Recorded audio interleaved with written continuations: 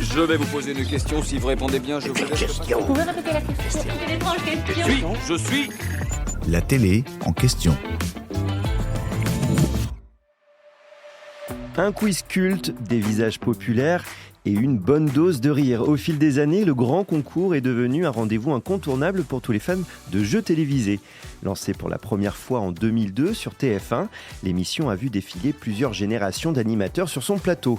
D'abord incarnée par Carole Rousseau, puis par Laurence Boccolini et Alessandra Sublet, elle est aujourd'hui présentée par Arthur. À chaque numéro, une vingtaine de personnalités du petit écran se prêtent au jeu des questions de culture générale, entre esprit de compétition, concentration maximale et autodérision assumée quand certaines réponses, pourtant évidentes, leur échappent. Parmi ces figures bien connues, on retrouve régulièrement des animateurs venus d'autres chaînes. Mais doivent-ils demander la permission pour participer au grand concours ? Eh bien, oui et non. Je vous explique. C'est une règle tacite et parfaitement intégrée au fonctionnement du PAF. Lorsqu'un animateur issu d'un groupe concurrent accepte l'invitation de la production, il prévient en amont sa direction. Cette étape permet de s'assurer que sa participation ne pose pas de soucis de contrat ou de problème d'image.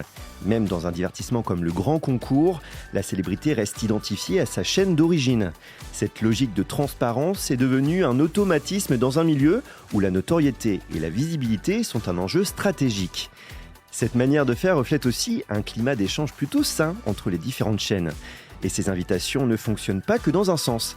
Il arrive très régulièrement que des animateurs de TF1 apparaissent ailleurs, notamment sur le service public, comme dans Quelle époque, le talk-show animé par Léa Salamé sur France 2 est diffusé le samedi soir. C'est perçu comme une passerelle positive et non comme un écart au règlement. TF1 y est d'ailleurs favorable, estimant que ces échanges enrichissent les programmes et participent à une télévision plus ouverte.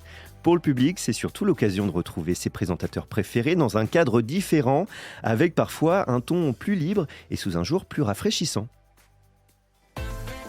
J'espère que cet épisode vous a plu.